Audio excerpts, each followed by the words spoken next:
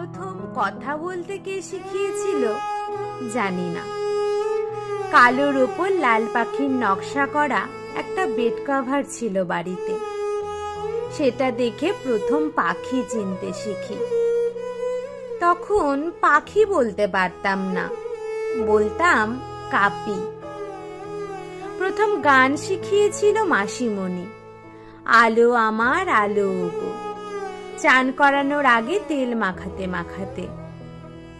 প্রথম পথের পাঁচালী কিনে দিয়েছিল পিসিমণি। পিসিমণির তখনও বিয়ে হয়নি, বাবার সব থেকে ছোট বোন, শ্যামলা রং, মোটা একটা বিনুনি। অপু দুর্গার গল্প পড়ে মনে হয়েছিল পিসিমণি আমার দিদি হলে বেশ হতো। প্রথম ফাউন্টেন পেনে লিখতে শিখিয়েছিল বাবা। শিখিয়েছিল কেমন করে মহাভারত পড়তে হয়, রাজশেখর বসুর মহাভারত। সন্ধেবেলা হোমওয়ার্ক সেরে আমরা তিনজনে বসতাম, বাবা পড়তো, আমি আর ঠাকুমা শুনতাম।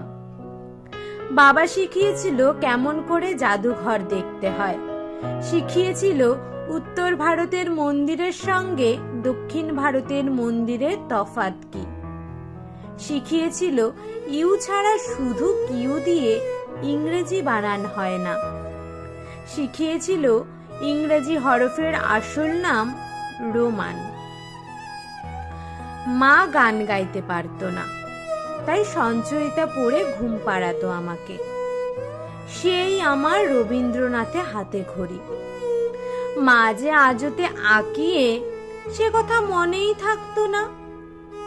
একদিন সন্ধেবেলা বিছানায় বসে হোমওয়ার্ক করছি, আমার সামনে বসে আমারই একটা পুরনো খাতার পেছনের পাতায় পেন্সিল দিয়ে আঁকি বুকি কাটছে মা।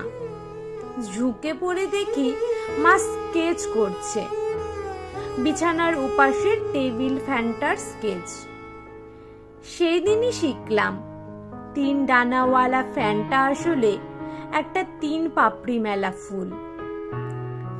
ঠাকুমা শিখিয়েছিল কাঁচা লঙ্কার রং সবুজ আর শুকনো লঙ্কা নাকি লাল। শিখিয়েছিল প্রথম পাতে তেতো খাওয়ার পর জল খেলে মিষ্টি লাগে। শিখিয়েছিল গরমকালে কুঁজো আর শীতকালে কাঁথা। পঞ্চপিসি শিখিয়েছিল বৃহস্পতিবারের আরেক নাম বিশুদ্ধবার, আর সন্ধেবেলার পর সাপের নাম লতা। চিঙ্কু আমার ভাই প্রথম শেখালো বড় হয়ে যাওয়া। প্রথম মিথ্যে কে শিখিয়েছিল মনে নেই। কে শিখিয়েছিল আসলে কি করে বাচ্চা হয় ভুলে গিয়েছি। এক এক ছেড়ে চলে গিয়েছে যে মানুষগুলো, তারা শিখিয়ে গিয়েছিল শুধু আরো কষ্ট পাবো বলে এই বেঁচে থাকাটা কত সুন্দর। বাংলা ভাষা নিয়ে অহংকার করতে শিখিয়েছে রবীন্দ্রনাথ, সুকুমার, শিবরাম, মুস্তাবা আলী। সত্যজিৎ প্রথম শিখিয়েছে ক্যামেরা দিয়ে গল্প বলা যায়, চাইলে কবিতাও। মা চলে গিয়ে দুটো জিনিস শিখিয়ে দিয়ে গেল, মারা আসলে অমর, আর মা ছাড়া বাবারা বড় অসহায়। কথা হচ্ছে এত কিছু শিখেও এমন একটা আস্ত অপগণ্ড তৈরি হলাম কি করে।